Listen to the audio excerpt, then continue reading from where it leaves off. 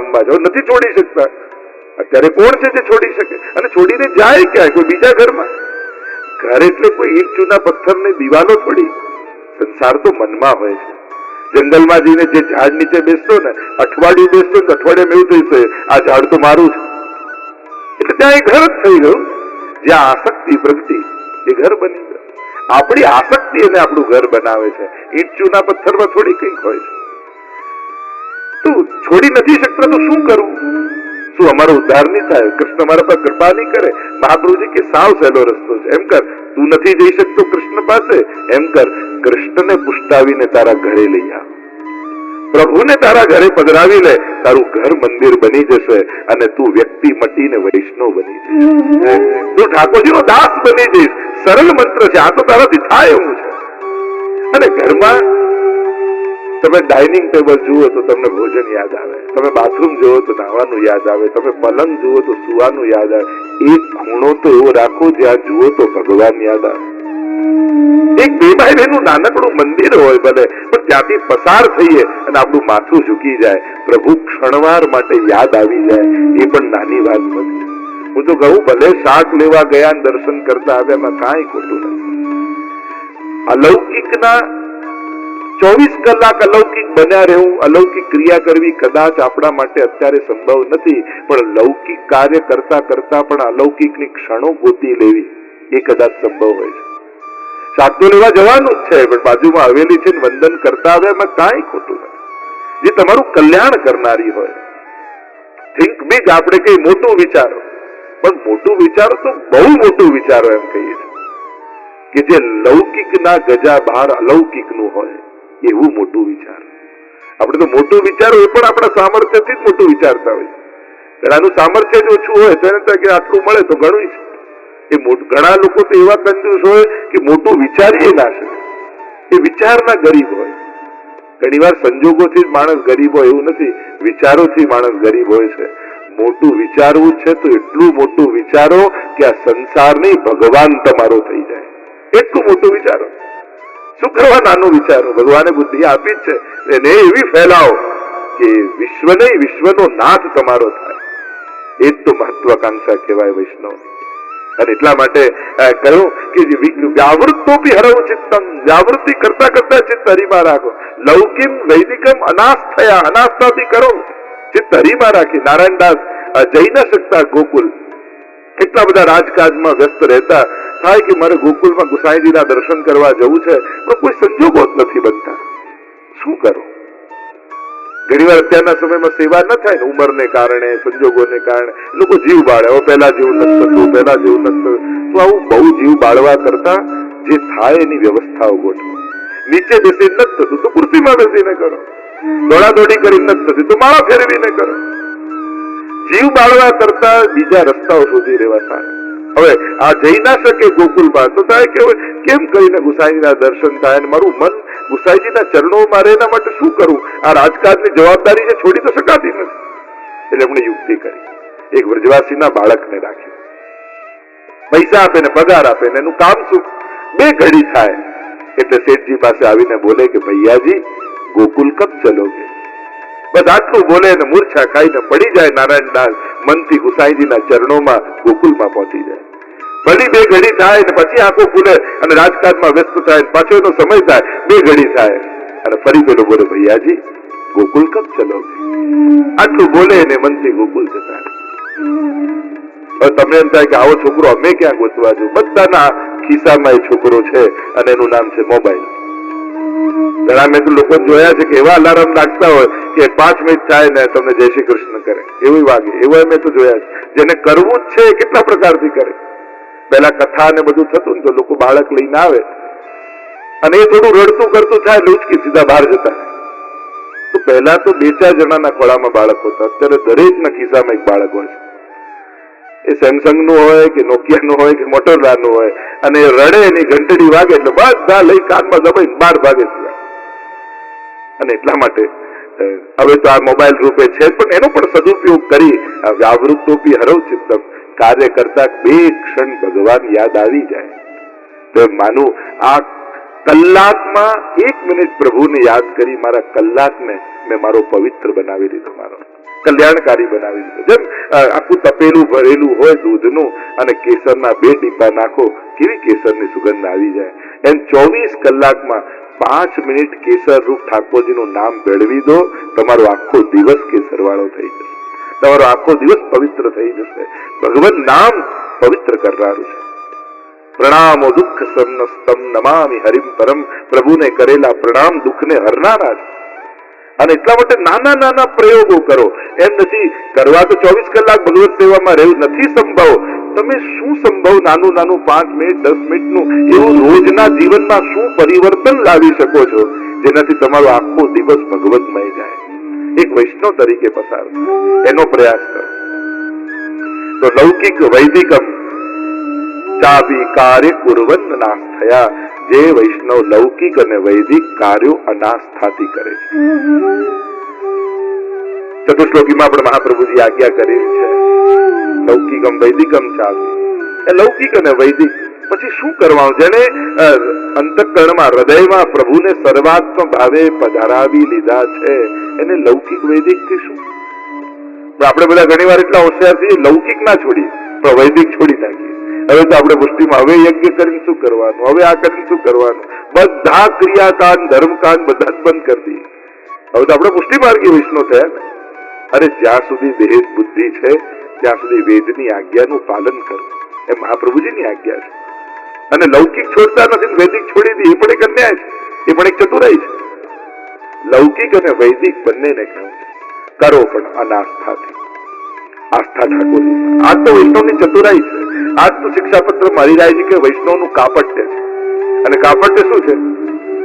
બધા જોડે પ્રેમ પૂર્વકનો વ્યવહાર. બધાને એમ લાગે અમને તો બહુ પ્રેમ કરે છે, પણ પ્રેમ ઠાકોરજી સાથે. પ્રેમ પૂર્વકનો વ્યવહાર સંસાર સાથે, પણ પ્રેમ પ્રભુ સાથે. આપણે ઊંધું થાય, પ્રભુને પ્રેમ કરે ને બધા જોડે બગાડી દે એટલે આખા ગામમાં નિંદા થાય. આ બધા પુષ્ટિ માર્ગી વૈષ્ણવ તો આમ જ કરે, દૂર જાઓ એમ કરે, અડે નહીં, વાત કરે નહીં, બધી નેગેટિવ વાતો યાદ રહી જાય અને એનો ભાવ બધા ભૂલી જાય. કારણ કે અભિવ્યક્તિ ખરાબ હોય છે ઘણી વાર. વૈષ્ણવે ચતુર રહેવું. વૈષ્ણવનું દરેક ડગલું, કોઈ એક પગલું પણ એવું ન હોવું જોઈએ કે લોકો આપણા ગુરુ કે પ્રભુ સામે આંગળી ચીંધે. કારણ કે ઘણી વાર આપણે વૈષ્ણવ તરીકે પ્રખ્યાત હોઈએ ને એટલે આપણી જવાબદારી આખા ધર્મની જવાબદારી આવી જાય અને આપણાથી કંઈક ખોટું થાય, કોઈનું અપમાન થાય કે થાય તો લોકો આપણને નથી કહેતા, ધર્મને બગાડે. એમ આ પુષ્ટિ માર્ગના વૈષ્ણવ આવા, આ મહાપ્રભુજીના સેવક આવા, આવા શ્રીનાથજીના ભક્તો આવા.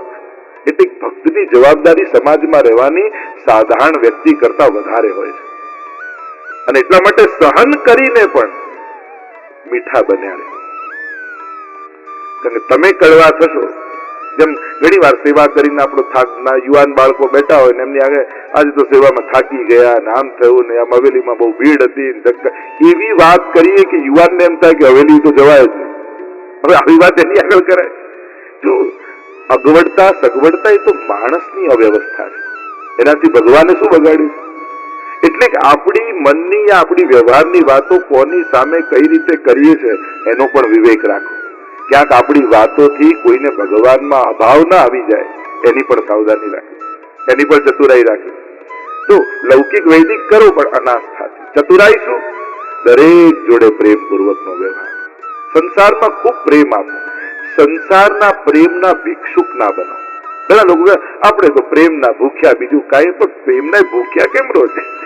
ભિખારી કેમ? પ્રેમના દાતા કેમ ન બની શકાય?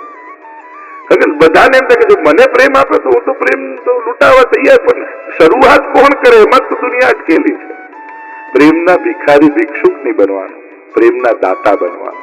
કે પેલો, કારણ કે આપણી દાતારી પણ કોઈની યાચના ઉપર ડિપેન્ડ કેમ કે પેલો માંગે ત્યારે જ હું આપું. કોઈ ફૂલ પાસે તમે જાઓ અને એને કહો કે પ્લીઝ સુગંધ આપને, ત્યારે આપે ના? એની નજીક જાઓ એટલે સુગંધ આવી જ જાય. સૂરજ ઉગે તો તાપ આવી જ જાય. એનો સ્વભાવ છે, એની પ્રકૃતિ છે. એમ પ્રેમ આપણો સ્વભાવ છે. કોઈ માંગે ત્યારે જે સુગંધ પ્રગટે એવા ડિપેન્ડન્સી ને એવી સંકુચિતતા પણ કેમ? આપણા વ્યક્તિત્વમાંથી પ્રેમની સુગંધ લહેરાતી હોય એ વૈષ્ણવતાનો પરિચય છે. અને એટલા માટે પ્રેમના ભિક્ષુક ન બનતા, પ્રેમના દાતા બનતા. ભલે પેલો સામેથી મળ્યું ન મળ્યું પણ તમારો પ્રેમ ઘટવો ન જોઈએ. તમારી ઉદારી ઘટવી ન જોઈએ, તો સતત વહેતી રહેવી. અને એટલા માટે અનાસ્થાથી કરો.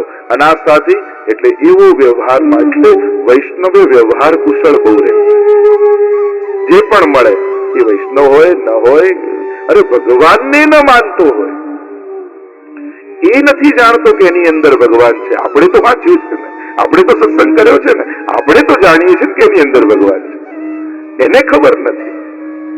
તો ભક્તિ તો એમ કહે છે, આપણે તો વાર્તા સાહિત્યમાં આવે છે કે પેલા દીવાન હતા ને કોડા મારતા કેદીઓને, ત્યાં ગુસાઈજીના બેટીજી રહેતા, એમને રડવાનો જેલમાંથી અવાજ આવતો, અને ત્યાં થયું કેમ આને મારી રહ્યા, કે તો કેદીઓ છે અને એને મારવું પડે એટલે મારી. પણ કે વૈષ્ણવ નથી, માણસ તો જાણ, મનુષ્ય તો છે ને, વૈષ્ણવ નથી. એટલે માનવતા માટે પણ કરુણા હોય, જીવ માત્ર માટે વૈષ્ણવ તો કરુણા રાખે. અને એટલા માટે સર્વ સાથે સ્નેહભરો વ્યવહાર કરતા શીખો. આપણે વ્યવહારમાં કાચા પડીએ છીએ તો ક્યાંક કોઈ એવું બોલે છે કે આપણો અલૌકિક ભાવ જતો રહે છે, ઉદ્વેગ થઈ જાય. ત્યાં તમે બધાથી પર થઈ જાઓ કે કોઈ ગમે તે બોલે, તમને ફરક ન પડે, તો પછી તમારો વ્યવહાર પણ ગમે તેવો હશે તો વાંધો નહીં આવે. પણ કોઈની નિંદાથી તમને ઉદ્વેગ થાય છે તો એ રીતે રહો કે તમારી કોઈ નિંદા ન કરે. અને તમને ઉદ્વેગ થાય છે. આપણે સુરદાસ કુંભનદાસ જેવા નથી, આપણને કોઈ બે જણા બોલી જાય તો ઉદ્વેગ થઈ જાય. આપણે સાધારણ છીએ. એટલે પોતાની સાધારણતાને સ્વીકાર કરો અને વ્યવહાર ઉત્તમ રાખો, જેથી લોકો તમારા ગુરુની પ્રશંસા કરે. એ રીતે રહો કે તમને જોઈ તમને કે ખરેખર આ મહાપ્રભુજીને કેવા મહાન ગુરુ છે કે એના શિષ્યો આવા છે. તમારા વ્યવહારને જોઈને લોકો શ્રીનાથજીના વખાણ કરે, ખરેખર શ્રીનાથજી કેવા પ્રેમાળ પરમાત્મા છે કે એના ભક્તો આવા પ્રેમાળ છે. અને એટલા માટે ઘણી વાર શિષ્યોએ કરેલી ભૂલ, પ્રસંગમાં કહેતા ને કે જયારે શિવાજીના ગુરુ હતા રામદાસ, અને જયારે પોતાના શિષ્યોની સાથે જઈ રહ્યા હતા, શેરડીનું ખેતર આવ્યું ને શિષ્યો ઘૂસી ગયા પૂછ્યા વગર, અને લોકો શેરડી તોડી તોડીને ખાવા લાગે. એમાં ખેડૂત આવ્યો અને ઉભા હતા શિવાજીના ગુરુ, એમને આઈને થપાટ મારી દીધી. અને ચારે બાજુ હાહાકાર થઈ ગયો કે અરે શિવાજીના ગુરુને મારે. અને લોકો ખેડૂતને મારવા માટે દોડ્યા, પકડીને લાવે. ત્યારે એમના ગુરુએ કહ્યું કે આને છોડી દો, કારણ કે જેના શિષ્યો આવી ભૂલ કરે ને તો લાફા તો ગુરુએ જ ખાવા પડતા. અને એટલા માટે ભક્તે વધારે સભાન થઈને જીવવું. ક્યાંક આપણા જીવનમાં આપણા દ્વારા એ રીતે ન કંઈ વર્તન થાય કે લોકો આપણા માર્ગને, આપણી ભક્તિને, આપણા ભગવાનને, આપણા ગુરુની સામે આંગળી ચીંધે. એવી સાવધાની સાથે, કારણ કે વૈષ્ણવ હંમેશા સાવધાન હોય. દરેક ડગલું વિચારીને ભરે એ વૈષ્ણવ છે. એટલે સાહિત્યકારો પણ કહેતા ને કે સ્ત્રીની પાણીમાં બુદ્ધિ હોય એમ કહેતા હોય.